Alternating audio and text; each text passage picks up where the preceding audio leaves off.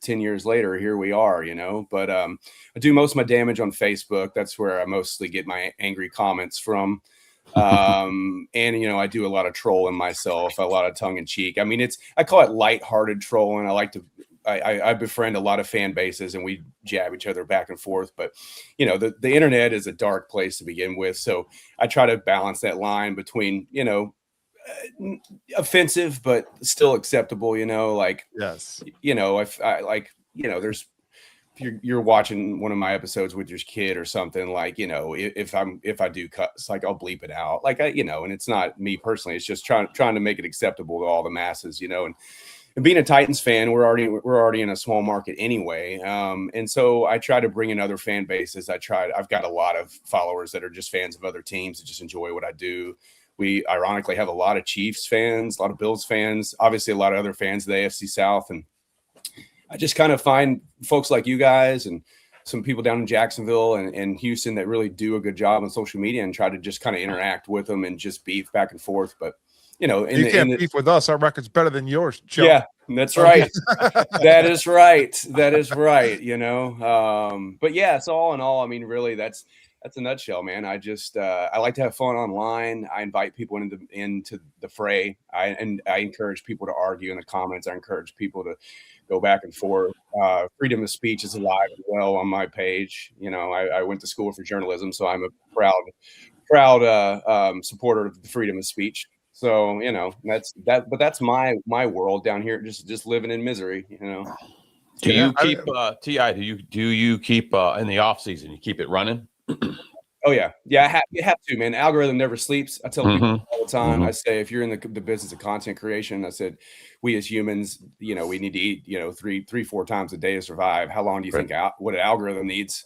So you just got to feed it all day, and especially in the off season, it's a little harder. It's a little harder until training camp rolls around. But I always make a point to go to camp, and you know, I always bring sunglasses with me. I'm always hand them out to the players and coaches and stuff, and getting selfies and all that kind of stuff with them, you know. So I'm always finding a way to generate content. I think I have a little bit of a luxury because I get to be silly. I get to be sarcastic. I don't have to be newsworthy all the time. So I have an upper hand, I think, of some folks, because I mean, if you're trying to generate like topical news stories throughout the entire year, especially of a small market team, like that is an uphill climb in itself. So, you know, I just try to have fun with it. But yeah, you're right. You got to keep it going year round, or it dips, you know. I mean, I'm sure we've all seen the algorithm, how it could eat you alive, or it can, you know, support you, you know. And so I try to stay on the good side of the algorithm. I try to tell people it's kind of like that plant from Little Shop of Horrors, you know. It's, you know, you just got to keep feeding it. Seymour's got to keep feeding the algorithm, or it'll eat you, you know. Absolutely. I'm gonna start real quick. Breaking news, guys. Freddie Kitchens has been seen at the Middleburg Heights Dunkin' Donuts waiting for his interview. There you go. There it is. Leave there. He's just been there probably for the last 7 years. Just sitting there waiting at Dunkin'. At least it's Dunkin' and not like McDonald's or something, you know. I mean, yeah. And T.I., since you like arguing, I'm gonna let it rip right off the bat. Gary, you have a sincere question for T.I. here.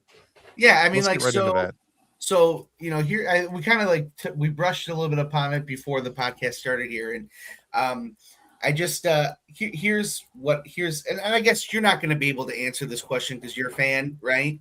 But we were talking about like Bud Adams a little bit here, and what's up with Tennessee not allowing Houston to have the colors, man? And here's the thing: is that like I understand that like they could have fought for some stuff, right? But then you have the University of Houston wants to have a throwback day and use those colors, and then Bud Adams wants to sue them. Yeah, well, you know, I mean, it's Amy Adams now, which Amy Adams, yeah.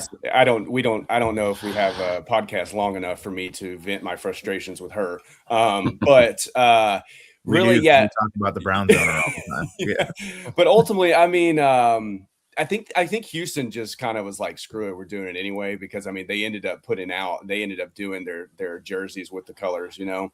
I don't know if there was an agreement that came behind the scenes, but it is. I think from the outside looking in, it's pretty silly argument. I'm kind of like, I don't know what the big deal is. I think there's a lot of pride there, obviously, with the Adams family versus Houston. I think there's a lot of backlash of the way that things ended there.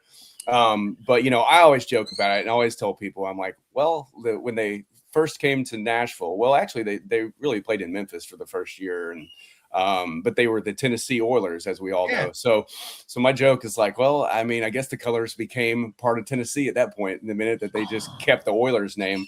And so I think there's behind the scenes, there's probably been some agreements, because the argument got a bit ugly once it made national news. It was all over the place. People were like, what's Amy Adams' problem? But Bud Adams is love him or hate him. He's likable in the sense of an owner of silly. He's out there flipping off, Ralph Watson, at a game. I was actually at that game where he was up in the press box, like shooting the birds. I was laughing my ass off watching it happen, but I think that deep down, it's just that the way that things ended in Houston is just a lot of animosity. And I think that was more of the Adams family just sticking it to the city, really, than it was trying to stick to the colors. I think they're like, oh, you really want these colors that bad? You really want this team name? Well, you're not having it. Because they could have easily just changed the name when they came to Tennessee. They didn't have to keep the Oilers. They could have just been like, hey, let's work this out before we move. Like, what's the team name, So I think that was just more pride of the Adams family, really. And is there animosity now between the Oilers or between the Titans and the Texans now? Oh yeah, it's a constant. I mean, obviously, I like to joke. I have names for all of our teams in our AFC South, but I call them the not Houston Oilers. That's kind of my, because they're the replacement team, But there is. I mean, you've got both the owners. They're constantly going back and forth. The Texans owner, Cal's wife, she is always out in the media. And I feel like she does that specifically because Amy Adams obviously is the owner of us. So she's always out there. Her name's always out there. So it's like, why not get a little girl fight going on, But she went on the radio, I guess, what was it, 2-3 years ago? And she was like, well, I guess there's really not a rivalry anymore, because they had beat us consecutive amount of times. But the most hilarious thing is that we still owned the rivalry. And it was like, well, until you actually don't own the rivalry, like, you can't say there isn't a rivalry, So it was pretty funny, But yeah, she's I think Cal McNair is, obviously, I mean, he's is fine in himself, what he's doing. He kind of keeps his mouth shut for the most part. But yeah, his wife always likes to kind of stick it to Amy, and she's never a one to shy away from controversy, as we know. I mean, anytime you've got a female owner, you're going to catch strays. And anytime you fire and hire 2 GMs in 2 years, you're going to get strays from the fans, including me, including majority anybody that will talk about her. She's not very well liked amongst the fan base. People want her to sell the team. You guys know we have the Nashville Predators in town, and they were kind of going down a similar route until they kind of sold it to an investment group. And ever since then, they've had moderate success and consistent teams, at least for the most part, that compete. Fans love going to the games. The experiences are always great. Mm-hmm. This past season at Nissan, it was just rough. I went to 6 games. I had never seen the stadium that empty.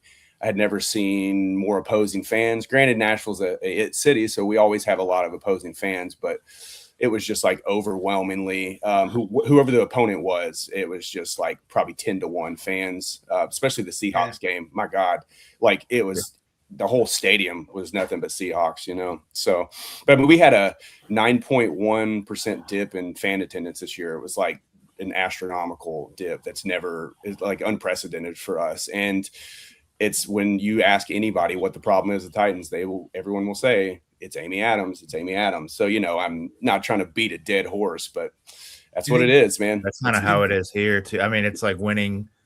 That's the cliche, winning cures everything. Well, like, we're never winning. So I could just as naturally like, well, it's got to be the owner's fault. And it probably is, but I don't know. It's weird just kind of hearing you guys, like, your side of it, because we have the Ravens, obviously, who our team got sent there. And the Ravens have just been great and always beat us. And I guess you guys would technically be the Ravens to the Texans. And it's just the opposite side of the story. Like, you guys haven't. The Texans actually have been better than you guys have.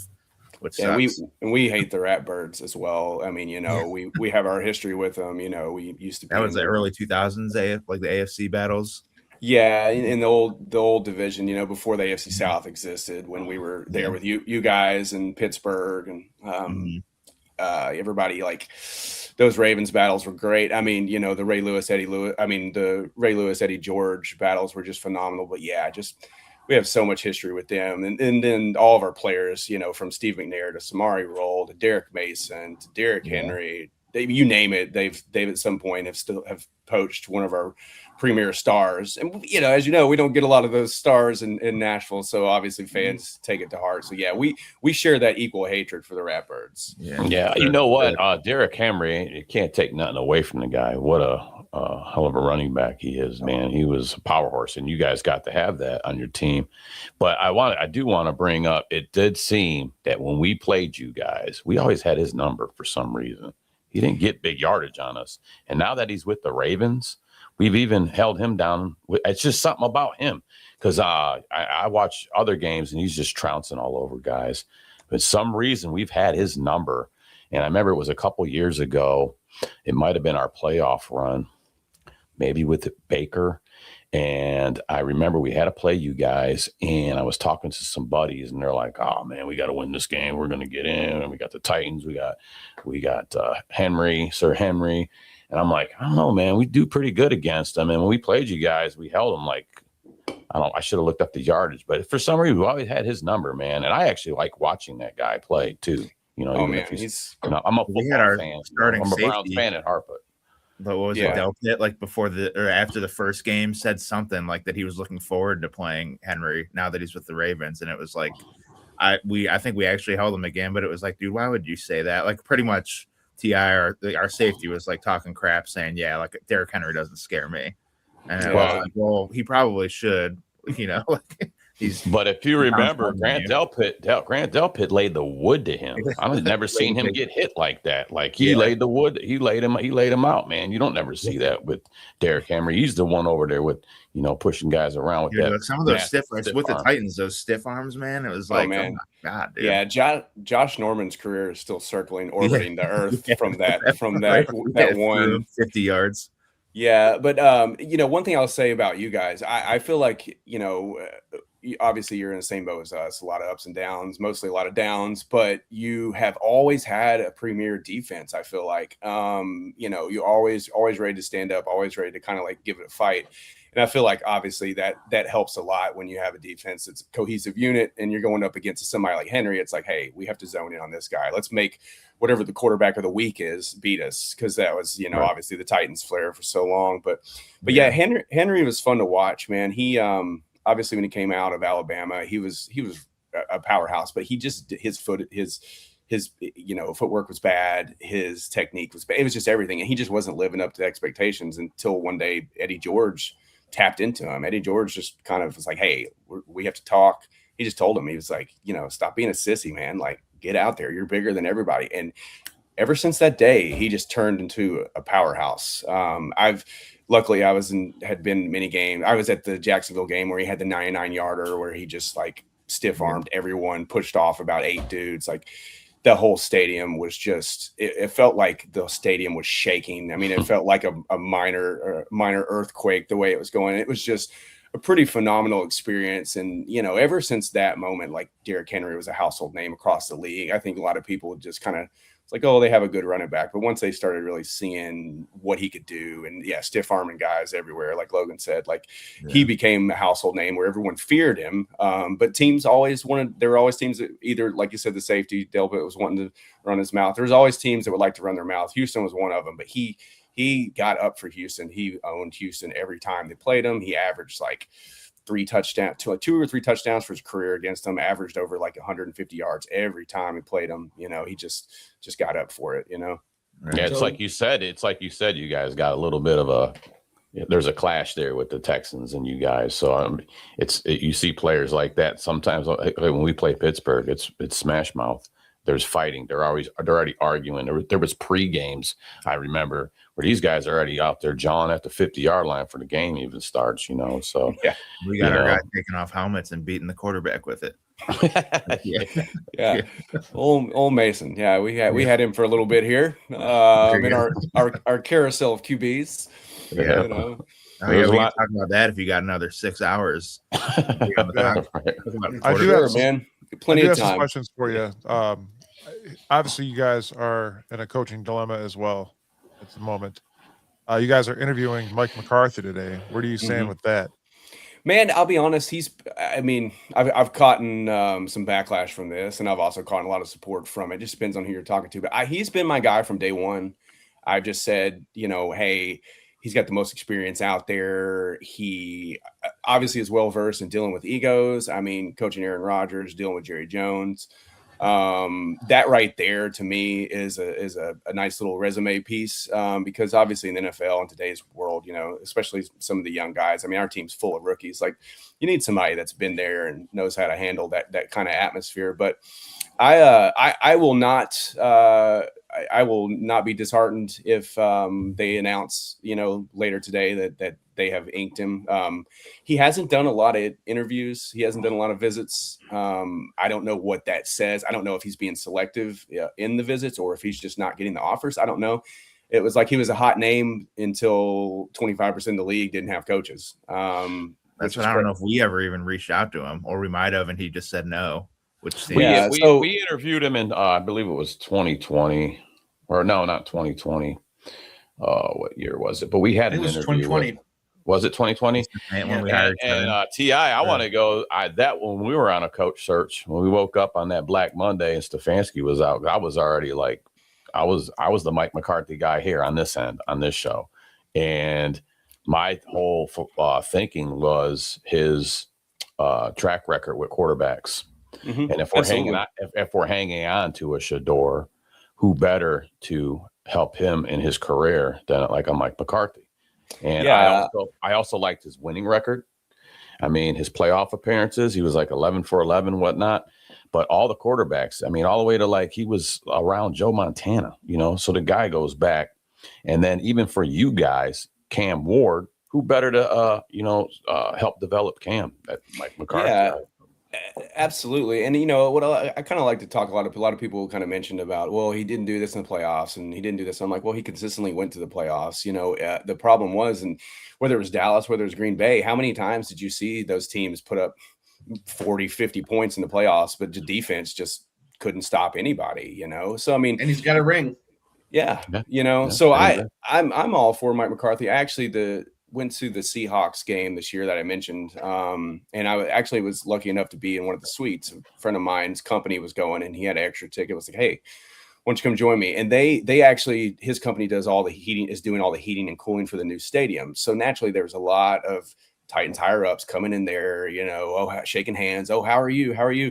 And, after we, had 5-6 drinks, we were like, all right, let's corner some of these guys. And when all of them said the same thing, man, at this point, it's Mike McCarthy's job to lose. Granted, that was before we had all these other names on the market, but I just feel like he's been a target from the beginning. I feel like he makes the most sense for Titans. And also you mentioned his track record with quarterbacks. Yeah, he was, quarterback coach out in San Fran, and, kind of originated there. He was an OC there many years ago. So, I mean, he knows offense more than he knows defense, obviously. And if he can get the right guy in for the defense, I think that we would be fine. But speaking of Cam Ward, he reminds me a lot, playing style, of Dak Prescott. I mean, he'll run when he has to. He's not going to run unless he has to. He's got a strong arm, for the most part. He's not afraid to take a chance, not afraid to take a risk. I mean, we've seen Cam Ward with his turnovers. Granted, he's a rookie, but we've seen Dak with his turnovers in whatever year 10 or whatever year it is for Dak at this point, So I just feel like Mike McCarthy makes the most sense. A lot of Titans fans want Robert Saleh. Obviously, they wanted Jim Harbaugh. Some Titans fans who don't understand how things work or for some reason think we're going to get Mike Tomlin. And I'm like, well, he's under contract. That's probably not happening, but but that's football fans for you. There's no prerequisite to understand the game to be a fan, Right. Absolutely. My thing too, real quick with McCarthy, is that he took a year off last year. So I think he was already watching all these teams, wanting to coach again, and then waiting to see what teams were going to be available. So I think he's like, with that time off, he was doing his research on people. Maybe he already had coaches in mind, who might be on their way out. And then he was already doing his math in his head. And what quarterbacks do they have? What am I going to, I knew, because he wants to get back in the game. So absolutely. But he was hiding under the radar, man. So, hats off if you guys get him, man. And we got another thing in common here with you too. We're talking about like coaches, and here in Cleveland, we have a thing where it's like, we have somebody in town and things don't happen the way we want it to happen here with them, and then they go somewhere else and they become Hall of Famers, right? You had Mike Vrabel in town, and he left there and he came here and he was supposed to be like an advisor, and he ended up coaching our offensive line. And then we fire our head coach the next year, and you have people in Cleveland here hemming and hawing. Look at what Vrabel's doing in New England. You could have had him here. You could have had him here, but you had him. You actually had him in Nashville there. What happened? Oh man, it's glad to know that someone else another franchise is catching Mike Vrabel strays, not just us. I appreciate that. I'll be able to sleep tonight knowing that. Man, what happened is, again, I hate to harp on the woman, but it's just Amy Adams got in the way there. I mean, we lost 8 in a row, I think. We obviously were headed for another AFC South title and just dive bombed, he did more with less than any coach I've ever seen. That year prior, when we got the number 1 seed, we had already set the NFL record for starters from injuries. Like, we had the most injuries of any team in NFL history. We didn't have Derrick Henry at one point for like 5 weeks. If you remember, he came back. Had the number 1 seed. Yeah, who had the number 1 seed. He came back in the playoffs against the Bengals, which I thought was a terrible idea. I was like, he's going to be rusty. And, and then obviously the way it worked out, we had 9 sacks against Burrow and still lost. Tannehill threw. I knew it was going to be a bad day. The very first play of the game, Tannehill threw a pick. I was like, man. But I mean, I love Tannehill. I mean, he really put us back on the map. Played some of the best football of his career here. A lot of fans just try to constantly bash him, and I'm just like, if you go back and look at the stats, I know everybody has their heart on McNair, but I mean, he even had better stats than McNair. Like, he's literally the best statistical quarterback this franchise ever had. And everybody says, oh, that's because he had Derrick Henry. And I'm like, well, he got us the number 1 seed with a bunch of dishwashers and, and backup players, while he was out there on a bum ankle, while Derrick Henry was nursing his injury. So, I mean, but back to your question, what happened is, I just feel like there's a twofold there. There is a lot of speculation that when Robert Kraft offered the job to Jared Mayo, supposedly he had offered him that job many years ago, apparently was the deal. And I think he was just following through on a promise. I don't think he intended on keeping him for more than 1 year anyway. Mike Vrabel's heart is in New England. I mean, he was still, like, even when he was coaching the team, he was getting inducted in the Hall of Fame there, and he's wearing Patriot stuff while he's still coaching the team. I think that was part of the deal that Amy Adams didn't like as well. She's like, well, she gets it, but it's like, you're over there just repping this team who's in, obviously the AFC is us, who is an enemy of us. Meanwhile, you're still coaching our team. I think there was just a lot of egos got into play, but part of me thinks that Vrabel didn't have his heart in at that point. He wanted to be in New England. It doesn't make it any easier to watch what's happening there. But, we have a track record with Mikes. We really only hire people named Mikes. We hired 3 Mikes in a row. I mean, like, you got McCarthy coming then too. Yeah. It was right now. Why Harbaugh didn't come in an interview? I think so. That's the thing. So we went changed from his name to Mike Harbaugh last week. Yeah, we went from Mike Mularkey. I mean, not Mike Mularkey, Mike Munchak, right? And then Mike Munchak gets fired, and in terms Mike Mularkey, he gets like 15 games or something, ends up taking us back to the playoffs. He gets canned for Mike Vrabel. Vrabel comes in, obviously he gets canned. Then we had the Callahan stint. Then we had our interim of Mike McCoy, our new GM, Mike Bergonzi. And this is the trivia fact for you. A lot of people are like, well, Jeff Fisher's name wasn't Mike. Well, guess what his middle name is? Michael. So we only hire guys named Mike. And now we're looking at Mike McCarthy. I mean, it's a Mike thing. You wouldn't understand. Well, it's comical to me at this point, but I'm just like, all right, like 75% of our head coaches have been named Mike. So I'm glad that you said all of that because, that's kind of a point that I've been trying to make over this time, because there's a lot of Mike Vrabel strays here in Cleveland as well. And I've been kind of trying to make the point that he wasn't going anywhere but New England. The only place that Vrabel was going to work long-term was New England. That's where he was going to be. That's where he's a Hall of Famer as a player. That is where he won his rings. That's where Ohio State or the Patriots. That's where he was going to be. He wasn't going to head coach the Browns. He wasn't going to be anywhere else long-term. Yeah, and these big name guys, he's one of them. I don't want to, I guess, take it off topic, but none of these big name guys want to coach in Cleveland. He sees the dysfunction. He was in New England for so long. He knows what a good organization is supposed to look like. And maybe the Titans are similar to that, but he could look, we can see the Browns from the outside and say they're the exact opposite of what the Patriots are as an organization. And these guys don't want to put their careers on the line to coach here. And he came over from Houston. I think he was the DC at Houston at the time when he came over to Nashville. And obviously that's, trying to get that rivalry there. And so I think that fed him for a little bit, but yeah, his heart was not in it for sure.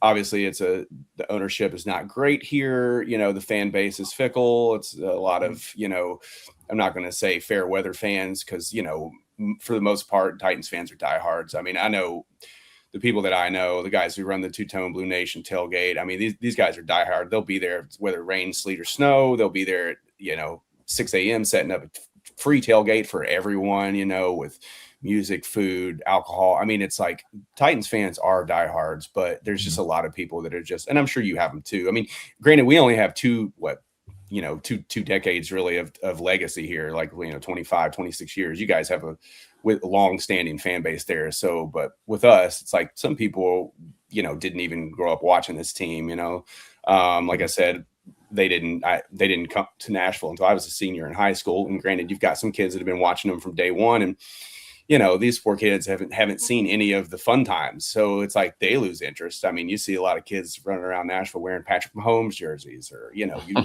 name it, because that's how they are. That's what they see. They see the winner, and they're like, well, I don't want to watch the Titans. I mean, I've taken my son to a couple games, and he's just he's always joking I don't think they're going to win, and I'm like, well, get used to it. Neither do I, but yeah, I don't think we want to either, but we're here. Yeah. I do have one more question because we got to let you go, unfortunately. I wish we could keep you on here, but we got some other stuff to get to as well. But obviously we're both teams with rookie quarterbacks at the helm of things. While Cam Ward showed some glimpses this year of being able to be an NFL quarterback, what would you say for your team would need to be fixed? Ours is offensive line, wide receivers. We need that. That's crucial for this team for any quarterback to come here and be able to play at NFL level. What does Tennessee need, and what would you say Shedeur would need? Obviously, because everybody obviously watches Shedeur, but what would you say about that? I mean, I obviously haven't been watching Browns games religiously, so I don't know. I can imagine you have a lot of the same problems. Liar! When it comes to offensive You're not a Shedeur fan? Come on. Yeah. I mean, I think he's proved that he can play. I don't understand why it took so long to get him in there, but hey, it is what it is. But I think he's proved that he can play and that he belongs. But yeah, I think in Nashville it has been a constant turnstile offensive line. It's just like kids jumping the subway train, just, hey, we can just sack whoever, I tell people it's a lot like the Kool-Aid man, just busting through the wall. It does not matter. Now, I'm not going to blame the offensive line on Cam's woes, because I mean, anybody who watched him the first 10 games of the year, he was playing pretty bad. Turnovers were just ridiculous. His hands are a little smaller, so he's fumbling the ball a lot. So, he's got to work on his mechanics for sure, but we've got to solidify the offensive line. It's just, what'd you say about his hands? Yeah, very small, very small. Yeah, I don't know if they're Kenny Pickett size hands, but they might be somewhere in between there. But yeah, I mean, it's just been a constant rotation of left tackles, right tackles. I mean, I know we've got J.C. Latham in there. He is just a penalty machine. I think he led the league in penalties this year. And it's you just can't have that. Drive killers, you got some momentum going, and then you get a false start. Next thing you know, you're looking at a 3rd and 8, and it's here we go again. Nobody to catch the ball. That's what you guys need to. What do you pick 4? We 4th pick. Yeah, we picked 4. we're fourth. Yeah, we're fourth. I don't know what they're going to do. I think now that Dante Moore announced that he's going back to Oregon, I think that throws a little wrinkle in the fold because I think a lot of people pin the Jets on drafting him. So Jets obviously aren't going to do that now. They're not going to settle for a random quarterback at 2 at this point when they were going to take more. So like I could see the Jets. Yeah, they are the Jets. You're right.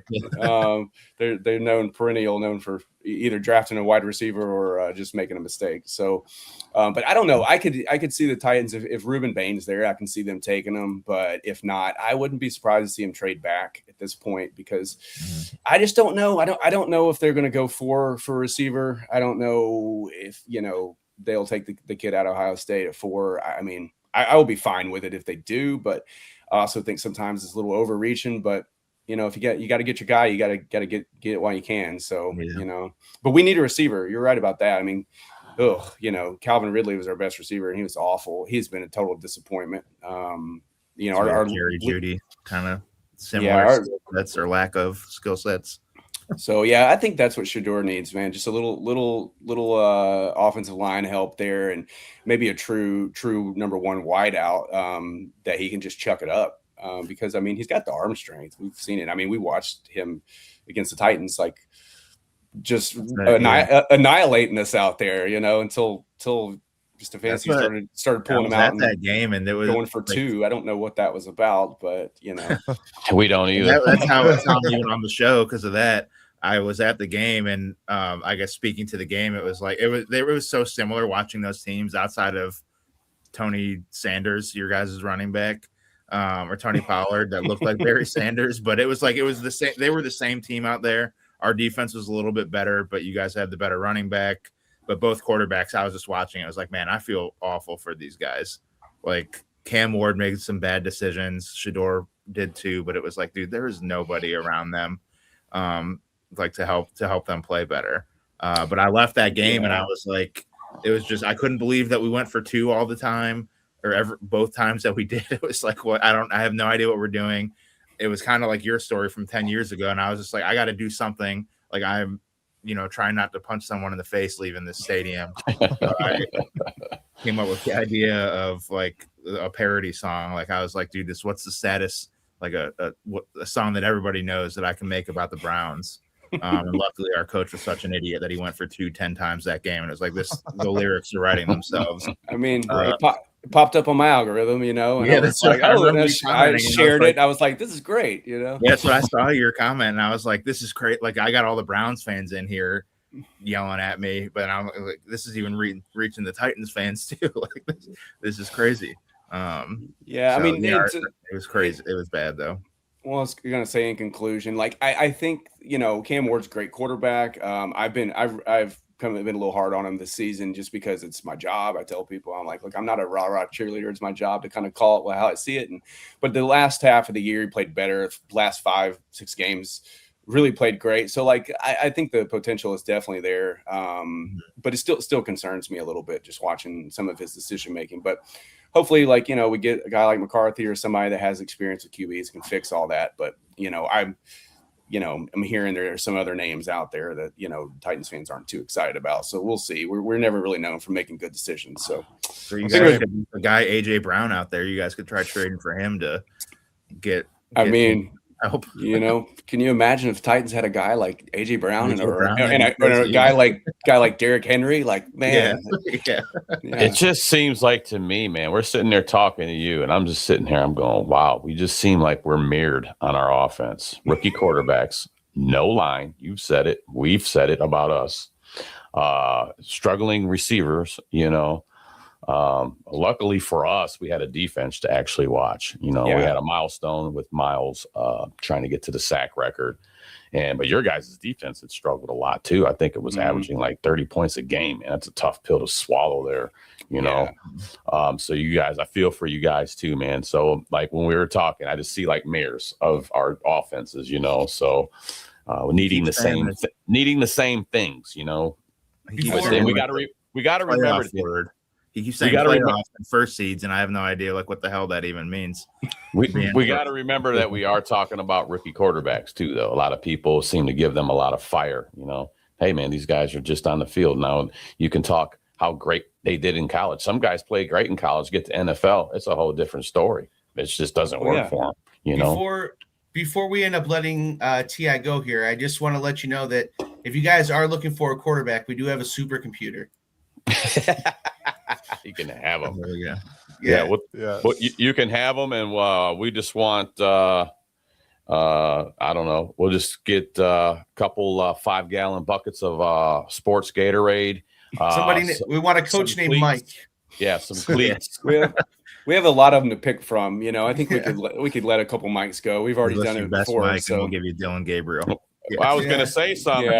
You guys had the revolving door of mics. We might be setting a trend here in Cleveland because there's a Grant Adinsky that wants to offensive coordinator here. So we kind of got the Kevin Stefanski gone, and now we got just hire Polish people. Yeah, Cleveland skis. I don't know.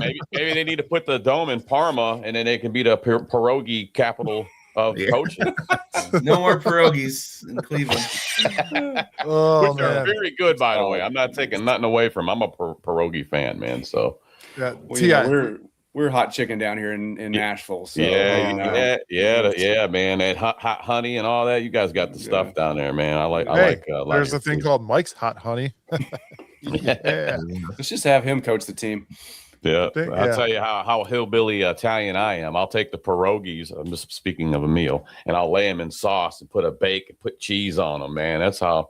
I mean, that's a good eats right there. So I don't want my Polish community to get mad at me because I made a ski comment. So everybody gets soft. So calm down. Right. So T.I., where can our fans find you? Sure. Yeah. You can just find me on all the socials, whether it's YouTube, X, TikTok, Instagram, Facebook. You can look up Titans Elite Nation. I do most of my damage on Facebook. That's where you'll find me the most. I am not so active on Twitter. I'm probably second most active on Instagram. I just, Facebook is where we've got most of our followers. I mean, I think we're pushing like 37,000. And so get a lot of comments there, a lot of interactions, and that's where I ultimately spend most of my time. So if you're really kind of trying to keep up to date with current news and current posts, I don't post everything. I don't share to Instagram like everything I post. So maybe every 5 to 1, you know. So if you really want to just kind of like see what I do and get in the mix of all the insanity and nonsense, like I said, I don't take myself serious. I don't take I take football serious, but it's still from a lighthearted stance. So, that's where I'm at. So yeah, people give me a follow. Like I said, we have tons of fans following the page that aren't even Titans fans. All different fan bases just because of what I do and how I interact with people. I always try to. These days it's hard to respond to everybody, but back in the day I used to respond to every comment and all that. And I think that's what people kind of gravitated to. It's, how it is. You make a post on something and somebody responds to you, feel like they actually paid attention and or actually involved with what they're doing instead of just posting and leaving, which a lot of pages do. So I'm going to be honest with you. If you like arguing, go on X. That place is a haven for arguing. You'll love it. I know.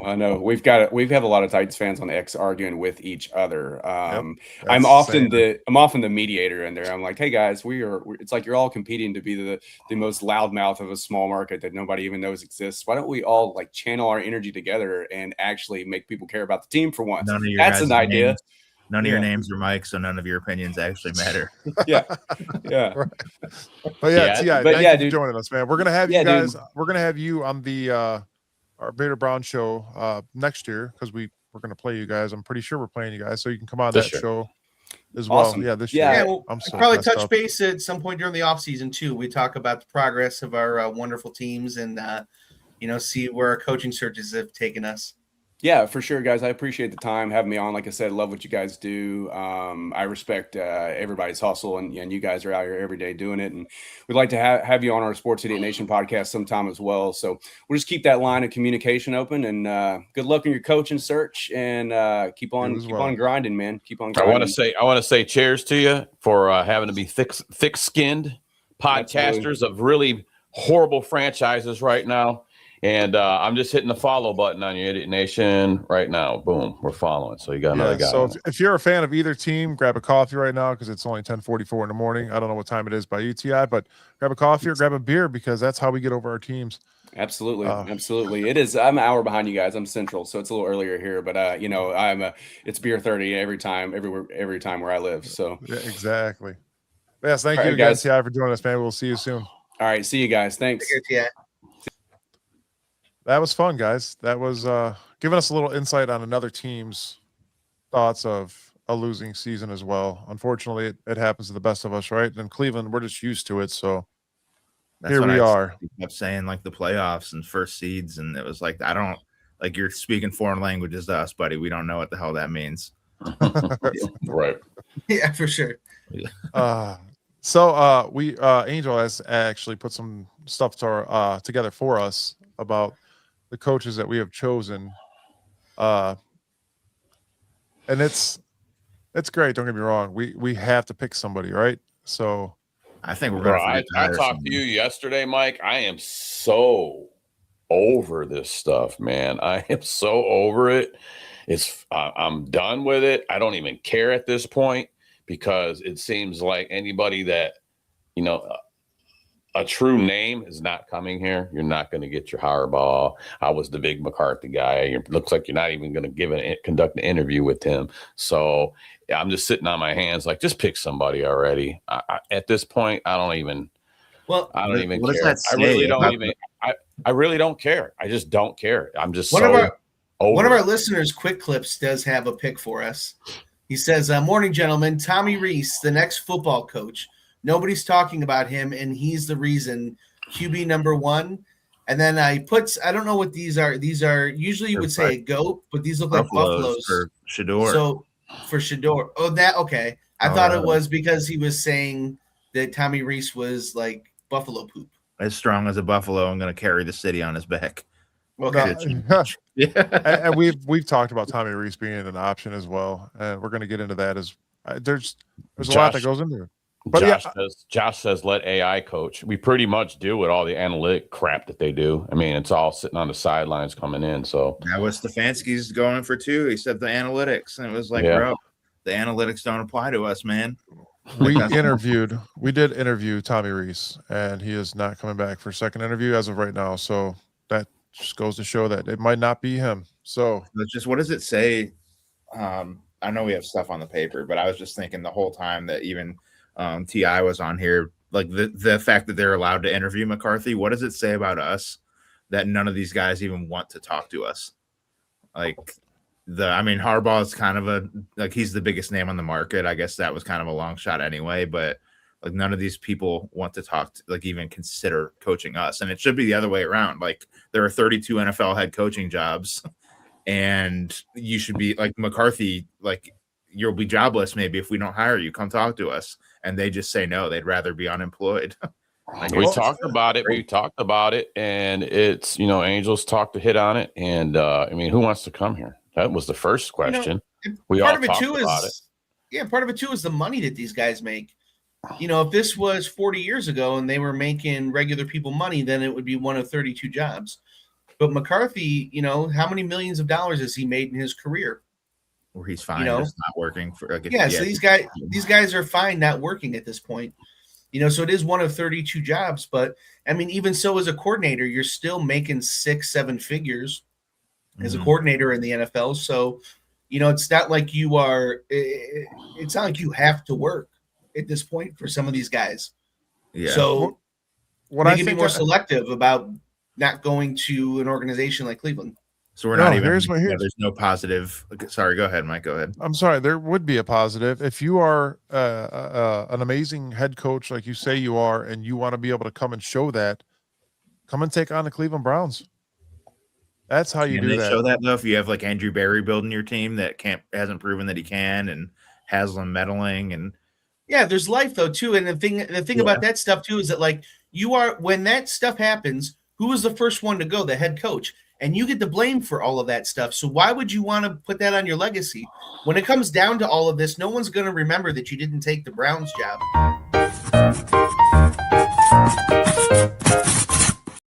You said blame, Gary. And I'm blaming you, Angel. Angel, I'm blaming you for saying that we have to apologize to Tony Grossi. I'm going to apologize to Tony Grossi for what? Because he said something. Let me tell you something. Causation and correlation are not the same thing. Just because Tony Grossi says that Harbaugh wants one thing and then he hasn't done the contract with the Giants, that doesn't mean that he was right. And even if he was right, guess what? He's wrong on a bunch of other garbage. So I'm not going to be apologizing to Tony Grossi. You need to apologize for us for licking his boots. You're a Tony Grossi bootlicker, Angel. Whoa. The wrestling. Right, there's our social media clips right there. Yeah. What he said. Yes. What he said. 49 minutes. Apologizing to Grossi would mean we have to acknowledge his existence, which goes above any principles that I have. So I'm not going to do that. There it is. Angel says apologize now. Yeah, that's right. We want your apology, Angel. Yeah, apologize for reminding us Grossi exists. Yeah, right. You said you're apologizing by not apologizing, so thank you. How does that even make sense? Hey. That's that Tuesday night. That's that Tuesday logic. It's that Chad and Angel logic that we're using here. That bootlicker logic. Don't let the job. Don't let the job do you. Do the job or something. Did you hear that stupid saying? That's a Tuesday night saying. Saturday saying is nobody wants to coach our team and we're in trouble. Yeah. There you go. Yeah. Bottom line. Somebody's gonna want this job, right? Let me log into PFF and see how I'm supposed to apologize. Here. I want to bring up a solid point, and we're going to get into the coaching stuff now, guys. Outside of your defensive coordinator, everyone else they interviewed is under the age of 40. So, guys, obviously we have a defensive coordinator that has been pretty dominant. Obviously, the last couple of games, the run stop was not amazing, but still, I would like to keep Jim Schwartz here as our defensive coordinator. I do not want to make him a head coach. Some of you do, though. I'm going to actually let Logan go first. And if you want to explain real quick, Logan, why you picked these guys here. I was way too sober last night when you guys were texting about this stuff, and I don't even remember making these picks. But I think like Schwartz, all of these, I will say, like, are very underwhelming. And I think that no matter what, I think even the Tuesday show, you guys might have hit on it. And Angel has been posting about it. I think no matter who we hire, it's going to be a pretty underwhelming hire, considering Harbaugh and McCarthy, those guys are out there. I will say, so the graphic is in the opposite order that I listed them. Jesse Minter would be the pick that I'd be most excited about, and that is a 100% Michigan bias because he was our defensive coordinator when we won. He also looks a lot like Stefanski, which I think like kind of makes it an easy visual transition. Jim Schwartz, I think that's kind of the easy pick, and that would be a guy like he's under contract, so he has to stay no matter what. I will say, like, there's this thing being thrown around that we're telling potential head coaches that Schwartz has to be their defensive coordinator, which is a whole nother thing, and I think is kind of weird, but also makes sense, I guess. Schwartz would be the easy transition, and maybe you'd have a guy like Miles not demand a trade if Schwartz is still around. Now this Jaguars guy, I meant to ask T.I. about it just because the Jaguars dominated that division. This one, I don't know. Like, that's just purely off of the reports I see that the dude is a genius. Let me use that. What did Josh say? A family show you. Real quick, can I say something to Josh real quick? Yeah. So I want to put this one up here too. I would just want to say, you're talking about it being a family show. You need to put a little context on this, buddy. That's all I'll say. Gonna be running for. We can use this. We can use this in court. So I don't like. I guess to Josh's point, age doesn't matter. This like the Grant thing, the Jaguars guy is just, that would be a long shot. I don't know if he's going to be good, but you hear the dude's a genius. Then you also hear that maybe he thinks about offense in such a unique way that sometimes that's hard to relay to the team. So I don't know. I don't know how you guys feel about this Jaguars guy. 30 years old is pretty young, and he's never done the job before. So we'll get into that as well. Yeah. Gary, Lee, I'm going to have you go next. gonna save the best for last, which will be Sam. But not too much. There's not too much to talk about. Go ahead. A couple days ago, was asking for our top 3 picks, and I really only had 2 picks. And I had to put a third one on there just because I didn't want an Angel to have to like figure out how to like space out 2 coaches instead of 3 here, really. So my 2 picks were, McDaniel and then Schwartz here, and really it's just Schwartz because he's already here. They've already made kind of the commitment that they want him to be on the staff. He's been a head coach before. He already has command of the defense. It seems like Miles respects him. And, I really would just rather have him than one of these young coordinators that I just don't know can lead men. They keep saying they want a leader of men. Schwartz can be that guy. McDaniel, he's I think a great offensive mind. He's been here before. And I think that he's a guy that can turn Shador into something. The other guy, Tomlin, in a perfect world where you don't have to give up any compensation, do I want a guy that has not had a losing season in 19 years? You talk about like a leader of men, a guy that knows the AFC North. That's the guy right there. A guy that is not going to be subservient to a Jimmy Haslam, a guy that is not going to put up with his GM trading his starting quarterback in the middle of the year for a 5th round to move up from the 6th round to the 5th round. Like that is your guy. But are you going to trade a 1st round draft pick to the Steelers? You're whatever it is that the Steelers want. I mean, you got to remember this was a long time ago. But, I mean, the Raiders got 2 first rounds and 2 second-round picks for Gruden. Mm-hmm. And Gruden didn't have 19 winning seasons when they put him on the trade market. So, whether you like Gruden or not, he does not – Gruden, when he was traded, did not have that – a guy that hasn't won a playoff game since Gary got his training wheels off. Don't forget that fact. He's also got a Super Bowl, and the Browns have never had an appearance. And the guy has a Super Bowl ring as an assistant and as a head coach. And he's made more Super Bowl appearances, and Joshua has had dates with overaged girls. So what were you gonna say, Logan? I don't know.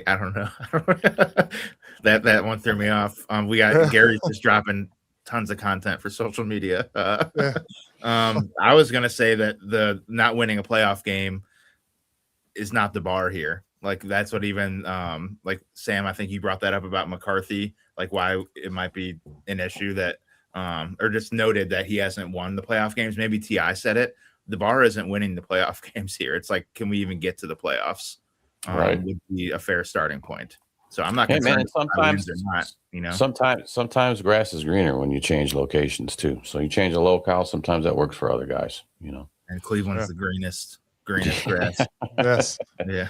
I don't know. That field looked like crap that last game. I don't know who was taking care of that turf. It was green in the middle between the hash marks, and then the ends looked like it was the old stadium when we still had the ball diamond out there. I mean, come on, guys. Well, at least nobody drove a truck over it this time. Yeah, that was great. Yeah. All right, here's the good one we got coming up here. My picks, guys. Grant Udinski, yes, maybe 30 years old. The NFL is changing. Give this kid a shot. I think it could help the offense as a whole. I want an offensive mind, and my picks are going to go, and they're in order. Offensive mind, defensive mind. I like this Grant Udinski kid. I don't know if you guys have watched any of his post-game interviews. He's very, very smart kid on both sides of the ball as well, which I think could help.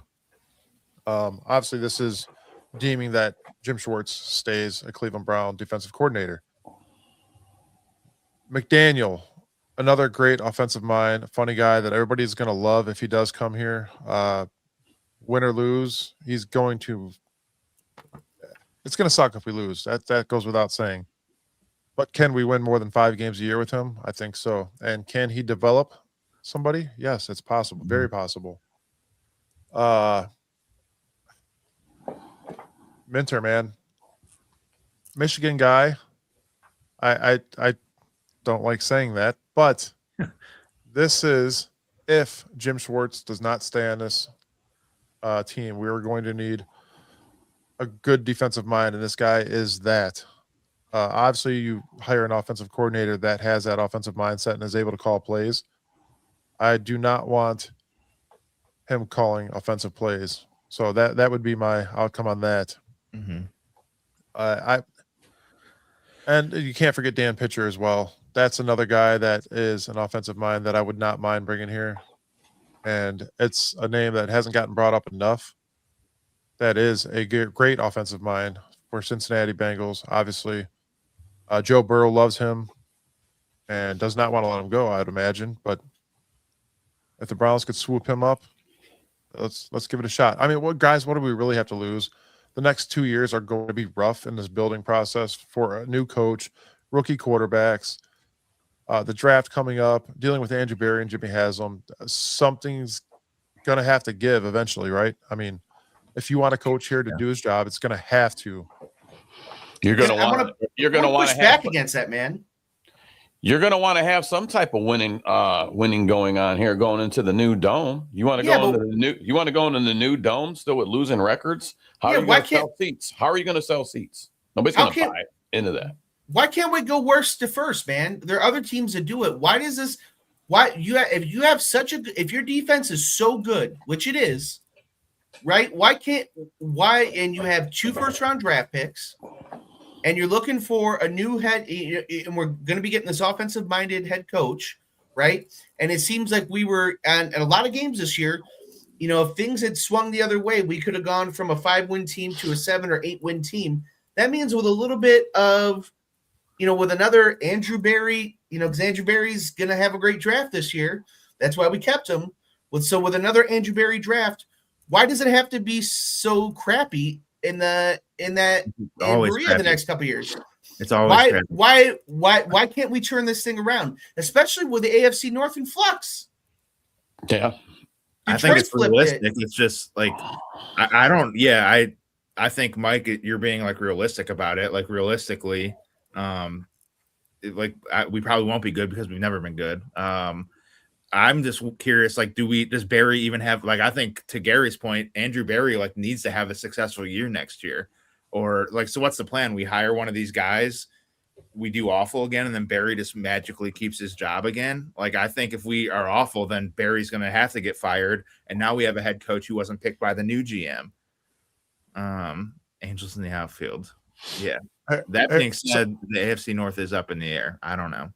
AFC North is up in the air, but here, I'm going to give you guys something here. Listen, Grant Udinski, offensive coordinator for the Jaguars. Look what he did, turn that team around. We traded that draft pick. Andrew Berry traded that draft pick thinking that the Jags were just going to be typical Jags. 2024, they went 4-13. 2023, they went 9-8. 2022, 9-8. We would have had a better draft pick if they didn't win 13 games this year. So, and they did it without that first-round draft pick that they traded up for. But look what Grant Udinski did to Trevor Lawrence in that offense. Is my argument there. Is Cohen their head coach? Yes. Is he an offensive mind? He was Baker's offensive coordinator, right? In Tampa. Yes. Okay. So I was just curious if it was all Udinski or if Liam Cohen he might have had a big part of that too. Yeah. I mean, obviously the head coach is going to look over everybody. That goes without saying. Yeah. So you have this huge possibility. You're going to have 2 years of a building process, at least 2 years. Sign this kid up for 2 years. See what he could do. See what he could do for this offense. I want an offensive mind coach. If Jim Schwartz stays, you're going to need that. Somebody that could develop a quarterback. And yes, if it's a young guy, that's fine. Bring in a young guy because the NFL is changing. I'm so sick of hearing he's under the Kubiak tree. Nobody cares anymore, dude. Nobody. I don't care who you learn from. You either could coach football or you can't. It's simple. if Jim Schwartz can like that's where I don't the dynamic, and this is just like I'd be making it up, but I don't know what the dynamic would be between 60-year-old Jim Schwartz and his 30-year-old boss. If it was, it could be positive. Like the kid could learn a lot from, like, maybe Schwartz, if he has the right attitude, would actually help the dude a lot. And that would be the best case scenario. I don't know. I don't like working for Schwartz doesn't want to 30-year-olds. listen to the guy. So what'd you say, Gary? I don't like working for 30-year-olds. What about 40-year-olds? 40-year-olds a little better, but I still like. I don't like. Yeah. I don't like. Well, I don't like working for anybody, but it is harder working for younger people. And I can imagine in football, it's even more so. Yeah. And it's granted, some of these coaches that we have picked have worked with quarterbacks. I think the main one being like Mike McCarthy, obviously Sam's favorite, is obviously not coming to the Browns. So that's one guy that can develop quarterback. That was my guy. I was like, seasoned head coaches. That's who I wanted. And then he's not even getting an interview. And I'm like, all right, well, that's ship sailing. But then the whole Harbaugh thing popped up. I'm like, let's get hard. Come on, man. Throw the kitchen sink at him. That ain't coming into fruition.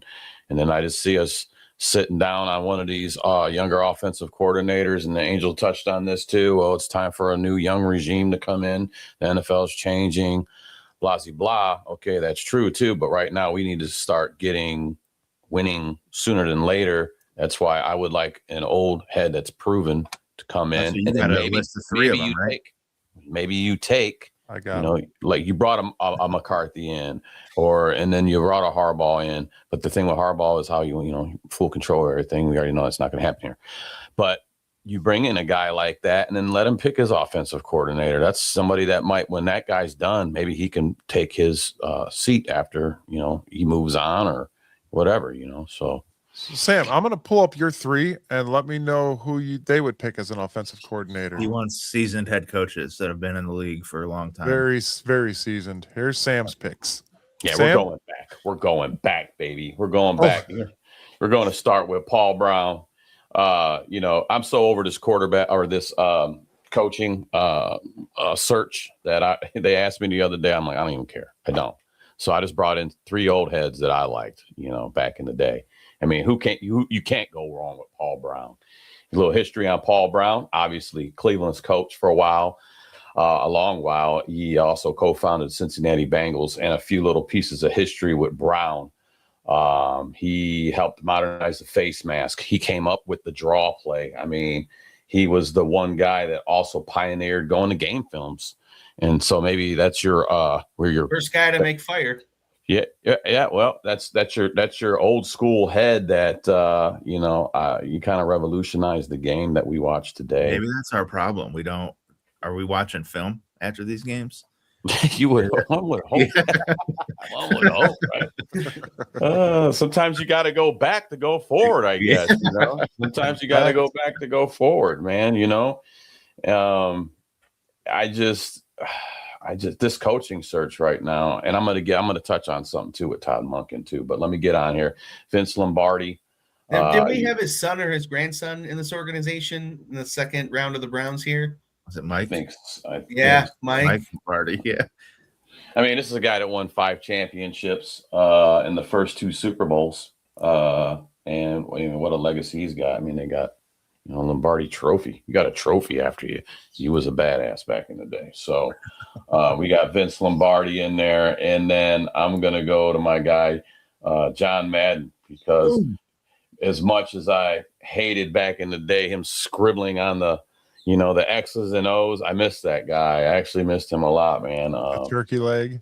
Yeah, man. The turkey, the turdunkins, and all that. I mean, Monday Night Football with him and with Al Michaels and, coaching the Raiders. I believe he didn't have a losing season. I could be wrong. I don't think he had a losing season. That'd be nice to have that here, right? A coach that doesn't have a losing seasons, Tomlin, but we already know that's not going to happen. But, yeah, man. So I just went back to the old heads, man. Sometimes you need to go back to go forward. So, if the younger guys are stepping in because it's going to be a regime change because people get older, that's a simple fact of life. Maybe why you still got some of these older heads out there maybe try to pull him in, man, and go back to what worked, instead of doing a wildcat down there and going for 2 points. And I mean, when you don't need to, PFF says go for it, kick the field goal, get off the field. I think we should just drop kick every single possession. Yeah, that actually worked. Angel was talking like Todd Monken. I'm not really savvy on that. Now he's an older head, but here's my thing. So Sam, you were just saying he's an older head. Maybe he'd be a great coach. Well, he's been an offensive coordinator and he's 60 years old. Why hasn't he been a head coach? So therein lies my problem with him. Maybe offensive coordinator mind, but head coach mind. I'm on the fence with that. So. And he's got a dumb name too. Yeah, his guy's name is Todd Monken. He sounds like a small little like field animal. You know what I mean? Yeah. He was the mayor of Munchkin City once. The other mayor. I don't need an offensive coordinator that's going to get stepped on. Todd Monken is the new mayor of Munchkin City. We represent Todd Munkin land. Todd Munkin land. Todd Munkin land. We represent Todd Munkin land. Logan, you got to make a song about and he's going to coach the Browns. That's what Gary needs to shut up, man. He's putting me to shame. Yeah. So if you take my Paul Brown, if you take my Vince Lombardi, and you take my Matt, and I made a joke about it in our group chat the other day. I said, how about we go back, we get a little DNA from each one of them, and then we just get ready to have that coach. We'll make them, and then we'll throw them into the new stadium, and we'll win Super Bowls. Supercomputer coach. Yeah, well, supercomputer coach didn't work too good, just like his supercomputer quarterback, Dylan Gabriel thing. I think it was time for Kevin to move on, even if Kevin needs a new light of day. But here we are, looking for that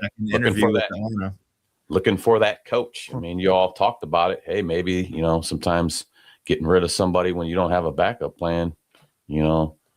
Yeah, maybe Stefanski was the best thing we had for now, but he's gone, so you can't change that. So it's on to finding the new guy, the new candidate. I'm just so over it that I'm ready for it. I'm ready for them just to announce, hey man, Browns select, blah blah blah blah blah. Let's move on. Let's go. All right, let's. Maybe they won't have a head coach. We can just have two coordinators, and just the head coach doesn't matter. Like you said, you can get an AI computer out there. That's what it seems like the league's coming to anyway with all your PFF and your analytics. Just have a robot coach out there. We are the first place for the most analytical team, and I'm wondering if that will change now that Paul D. Podesta is gone. It's a possibility, but I don't think so either. Barry's an analytical guy. Barry, we talk about like trees. He comes from the Sashi Brown tree. What do analytics say about drafting a 5'8" quarterback in the third round and then drafting another one after him? If you're the Cleveland Browns and you got your record, obviously them analytics don't live up to everything that they're about. That just tells you right there that it doesn't. You're the most analytics, and you got the worst record, bro. Chad and Angel, log into PFF. Let us know what PFF said about that. I'm telling you, man, what's the PFF score for the now the you're going to make AI mad. Now you're going to piss AI off. I've seen Terminator, dude. It's all we know where this is headed. Yeah, we talked about it. So we got Schwartz getting a second interview, and ESPN's Peter Schrager is reporting that Todd Monken is getting a second interview, but he is the only person that has reported that. So we have that to look forward to. Did we interview the Jags? We interviewed the Jags guy. He's not getting a second over this. Todd Monken coming here would have been great if Harbaugh was coming here as head coach and he brought his offensive coordinator and Monken here. That's the only way. Maybe the first to have the "May the Schwartz be with you" memes when he gets hired. Is it Spaceballs? Yeah. Oh man, my PFF's bigger than your PFF. May the Schwartz be with you. Right. May the analytics be with you. So we know that us or the Titans did not make the playoffs this year, guys. Not even close. Plenty of opportunity for the Browns to do it, but it just fell short, right? It fell short. It fell supercomputer. It fell Gabriel. Yeah. It felt a little Gabriel. A little Gabriel. Honestly, realistically, guys, I think there was 5 other games that we could have possibly won. And we've done it. We've had our predictions for the year, and some of us had us winning 9 games, some of us had us only winning 5 games, and that's realistically speaking. Next year, I don't even want to do predictions. I really don't, but we're going to. But we didn't make the playoffs, and the playoff bracket is alive and not well with us not in it. And so look you at guys, New England in there, the number 2 seed. What with is the coach that this? we had on the Browns last year. That's insane. but he was never going to be here. I know it's just a comment I wanted to say. He was a one night stand, man. He was never going to be your girlfriend. You know what I mean? Yeah, Which is crazy. I don't want to. Like, people are saying no to us. It's supposed to be the other way around. let's talk about this though, guys. What makes you guys most excited about this playoff bracket? I think it's Pittsburgh getting stomped on by Houston. It's going to make me the happiest. I think I like. Talk about they didn't go from worst to first, but Seattle, that run that they've been on out. Sam Darnold's the guy I root for. Just after the BS he went through in New York, it's good to see him kind of bounce back with Minnesota and now with Seattle. I do like JSN, even though he's a Buckeye. Great receiver. Hey, you don't say that. Yeah, I'm loving watching the Bears run. The Bears. Yep. Yeah, I'm with you, Gary, on that. Yeah, we talked about it. I want to see the Bears, run through this. Also Buffalo too, man. Like I hate Buffalo fans, and but I'm still, man, as a kid from the '90s, man. I was bummed that the Bills never beat the Cowboys in that for them in the '90s, and I'm still rooting for there's still a Lake Erie brother, Mm-hmm. Yeah, that's another big thing. McDermott making it to the playoffs and not being able to, get to the big time. And I think that's going to be another crucial coach that could be fired if they do not win this year. It could happen. Hey, Mike, real quick, I just want to give a shout out to one of our sponsors, Cleveland Ketchup. If maybe we got 4 cases of Cleveland Ketchup, we could send them to the Browns so that Gabriel could do this. Reach the top shelf of his locker. I don't even know if that's true, though. We had Johnny Manziel there for a little bit. Speaking of Johnny Manziel, that Grant Adinsky, them guys look like they came from the same lineage. Them dudes. I look at that at his face. He kind of gives me that Johnny Manziel look. Grant, is it weird that we keep drafting our? Go ahead. Mm-hmm. No, I was just going to say, if Grant and Johnny are related, if he just does a little bit less cocaine than Johnny did, I think we're going to have a winner. It's just weird. Like, we're the only team in the NFL that keeps drafting our logo as quarterback. We get Johnny Manziel, Dylan Gabriel, Baker Mayfield. That little elf guy. Yeah. Yeah. At first I was thinking the helmet, and I was like, what? Yeah, I got it now. It took me a second. But I see Denver right behind Sam there. We got, what is it, Denver? Why couldn't Brandon Weeden be the 28? Like, we drafted that 28-year-old quarterback, and then the Broncos draft Bo Nix when he's almost 30. Why couldn't Brandon Weeden do for us what Nix is doing for them? Because Bo Nix looks young. Brandon Weeden looked like a grandpa when we got him. You know what I mean? Yeah. Bo Nix at least looks young. Yeah. You mentioned the Buffalo fans, dude. Like, it was. I know they're our Lake Erie brother and when I went to that game. So they took over our stadium. Like, most of the stadium was Bills fans. And every time. One thing I didn't like, and again, I'd never experienced it in person. I just knew that all, like, the Lions, the Browns, and the Bills all get along and we're like Lake Erie brothers. But these people took over the stadium. They were in my seat when I got there, and every single person that normally sits around us, their seat was just taken by Bills fans that had bought seats high up and just were sitting wherever they wanted in the stadium and would just move around if somebody called them out for it. Dude, they're disrespectful, but you know what? Crazy. But if the Browns were good and I went to Buffalo and the Bills are bad, I would do the same thing. And there's fights all the time, but they're still old school.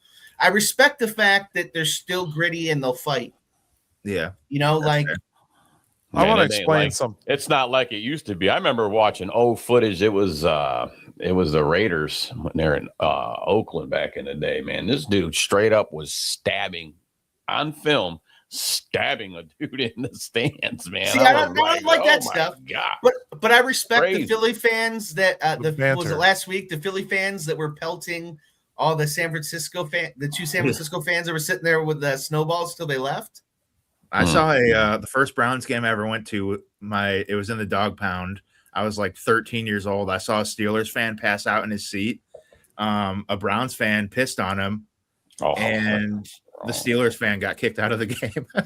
Oh man! Well, you're not supposed to. You're not. You could ruin their liquor license by passing out.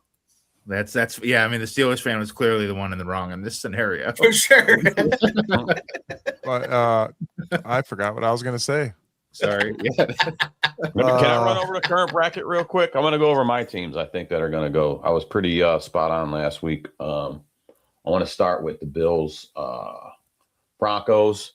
I'm going Broncos, and because I told me and Gary had last week. We talked about both said Chicago Super Bowl bound, but my Super Bowl is the Patriots and Bears. They both advanced, so I'm going Broncos. I'm going Patriots over the Texans.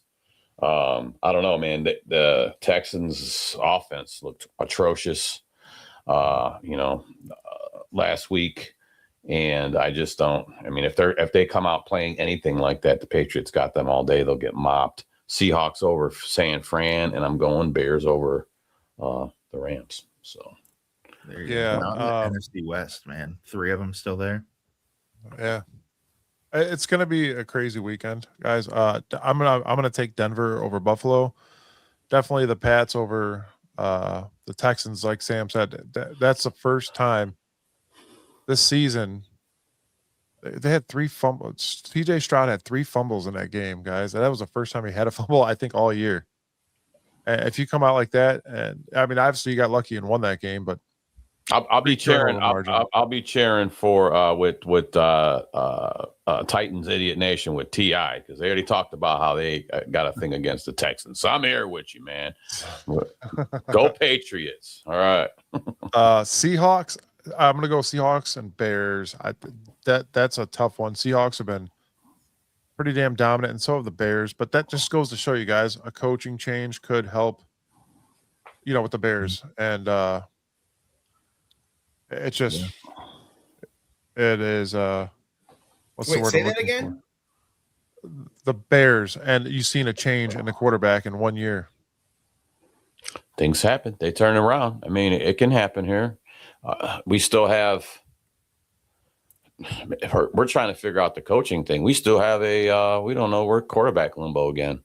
Is Deshaun coming back? Is Deshaun going to start the season? Are they going to work with Shador? Are they getting rid of Gabriel? Are they bringing in another, veteran quarterback, free agency? There's still a lot out there, man. I mean, first thing is foremost is figuring out who this coach is going to be for this team. I said, like, who wants to come here? When you got things are burning around you, it's like running naked into a house fire. I bring it up all the time, trying to be a coach coming to Cleveland. It's not easy. Make a comparison here, guys. You got these 2 teams in the playoffs. Bo Nix and Caleb Williams in the playoffs, making it to the AFC and NFC division finals. Caleb Williams was not the greatest last year. Bo Nix had a pretty solid year. There's changes that can be made to a team, and your rookie season isn't always going to be the greatest. It just goes to prove that there is potential. That's why I feel like we give up on people too much, man. Can go from worst to first. Like Darnold, he was trash in New York, and they gave up on him, and now he's the top 5 quarterback. I feel like, I don't know. A lot of it is like the fans also give up on these people too, but it's not up. The organization should not listen to the fans all the time. Or maybe they should. Maybe they should. No, I get what you're saying, Logan. We got to have some consistency. The big thing we don't have here is consistency. Yeah. It's just like I'm looking outside. It's a snowstorm. It's January, 17th. There's a foot of snow on the ground. We don't have a head coach, and we don't know who our quarterback's going to be. We had a consistent head coach, but he's not here no more.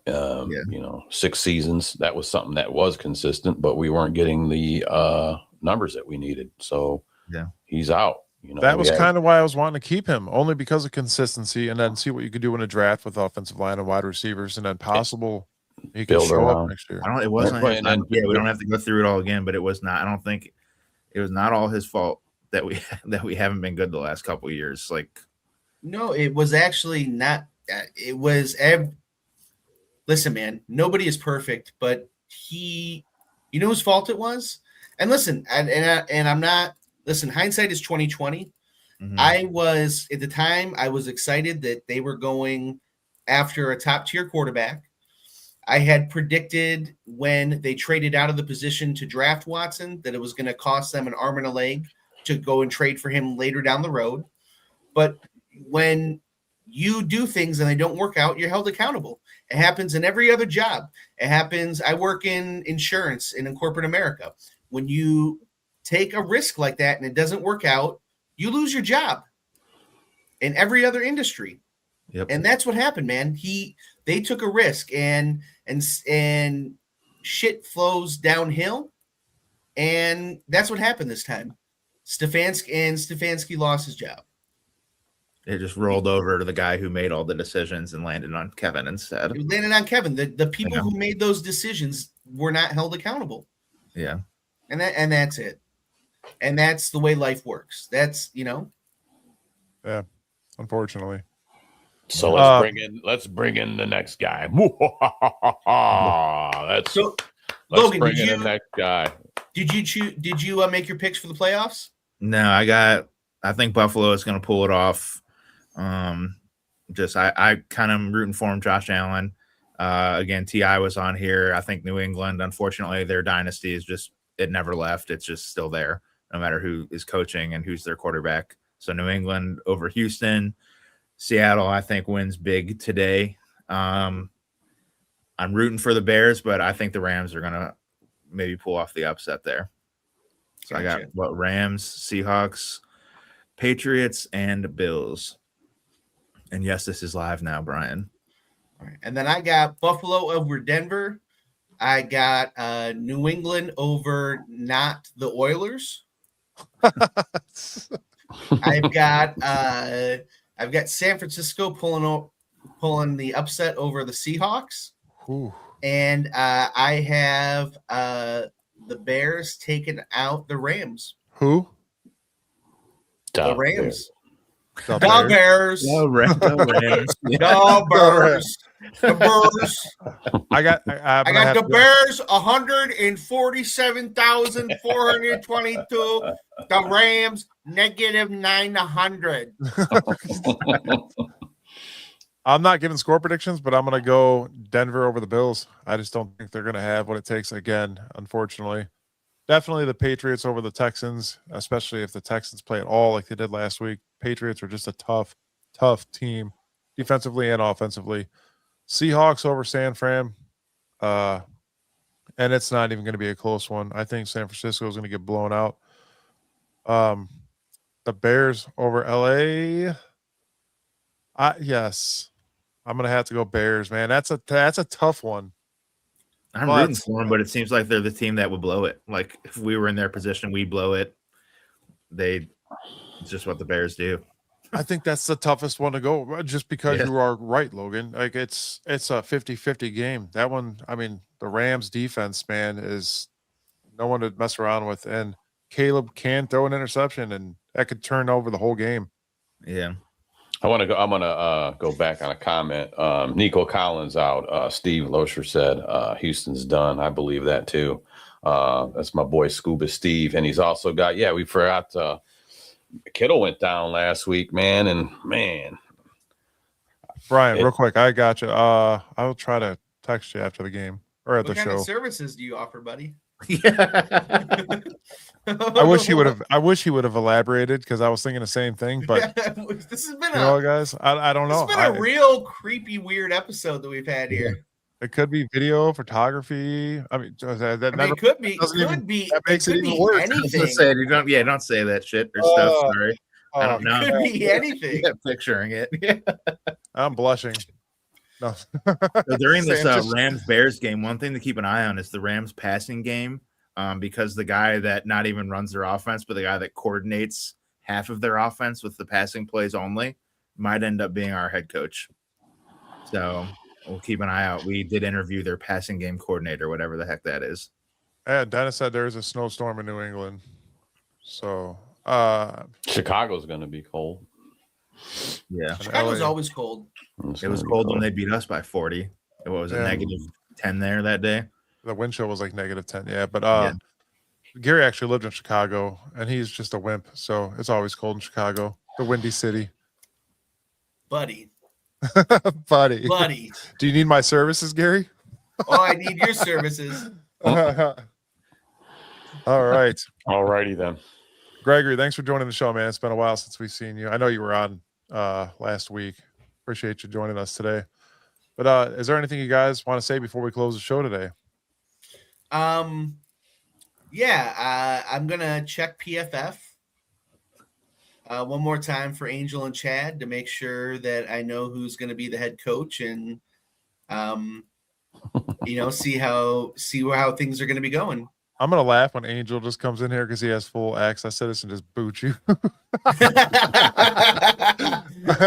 Well, I've got full access too, so I'm gonna boot him on Tuesday then. Well, he'll take your full access away and then boot you. Logan, you got anything? John Harbaugh, if you're watching, come to Cleveland. Our organization is infinitely better than the Giants. Cleveland is a larger and more successful city than New York. Just come home, John. That's a reel in itself. Boom. Yeah. Are you gonna do a "I'm coming home" song for him? I'm coming home. I'm coming home. Yeah. Tell the world. John's coming home. Yeah, there we go. Sam, what you got? I just want the old coaching gods to help guide Cleveland, the Paul Brown, the Lombardi, the Madden. I want those guys to please help come down from the heavens and help this organization find that coach so we can start having some winning football back here in Cleveland that we've not ever had a lot, so we can be competitive, so we can get into this new dome and not look like a toilet bowl. All right? Can we just do that? And please, let's just get this coaching thing done so we can move on, because I'm so tired of hearing about this offensive coordinator, this guy. I don't care. My services only go far about talking about so many men at once. So we're going to have to hopefully we I want a coach that's going to build some culture here again. I want a coach that's going to put this team first. I want a coach that is going to bring in wins. I want whoever that may be. I mean, to be determined. So the passing game coordinator. Shut up, Logan. Brian says, Sam, what did you do to your arm? How you got a quarterback like that? No quarterback in here, man. I'd rather run the football. I love being a running back. But this is what happens when you don't listen to your wife. You know, she's the boss. So she broke his hand. You're younger than Brandon Whedon was when we drafted him, Sam. You can still I don't know about that one, buddy. I wish I was. Yeah. I wish I was. Been a good show, guys. Been a good one. Yeah, thanks TI for joining us. Yeah, just going to shout them out again. Go over there, check them guys out. Check him out, not guys. He's like the only guy that runs his podcast from what I got out of it. TI at Titans Idiot Nation. It was awesome to have him on the show and see the mirrored offensives that we have with the rookie quarterback problem. You know, well, we got the problem. I don't know if they do with Cam Ward, but the offensive line issues mirrors our issues here, you know, between the Titans and the Browns on offense. I can see a spinoff here real quick, guys, for just a Saturday show. We can call it the Browns Idiot Nation. Yeah, send TI $5 for the rights to use it. Yeah, well, I changed the name, and we could just have the logo as a giant turd. There we go. Then it would be BIN, and then we could just have a big garbage can. It would be the bin. Put the elf on it. Put the elf on it. Put the elf on it, actually fumbling the football. Yeah. I can make that happen. Until then, guys, out there, at least have them holding the freaking ball right. Not like a loaf of bread. You go up there and just grab it right out of them. Ah, geez. You can't even get them drawing right. Real quick, where do I get a Bearded Browns hoodie? You can get that at printful.com/beardedbrowns. Printful.com/beardedbrowns. I will post that on our page today on our Facebook. Yeah, go check us out, man. I made everything as cheap as possible too, so you guys can get some Bearded Browns gear. Mike's got a bunch of guys. Mike's got a bunch of guys, Gary, about your height. They make them in his garage over there where he lives at. Are they hiring? We got coffee mugs. We got shirts. We got hours. Yeah, go over and get some. I gotta get me some merch too. But yeah, go over there and get some Bearded Browns merch. Check out the show on Tuesday. We'll be back next Saturday. Yep, Tuesdays. 7:30. Yes. Can I get a dog? Can I get a dog check before we go? Dog check. Let's go, Browns. We will see you guys. Root. Find a coach, guys. We will see you all Tuesday, 7:30. Peace.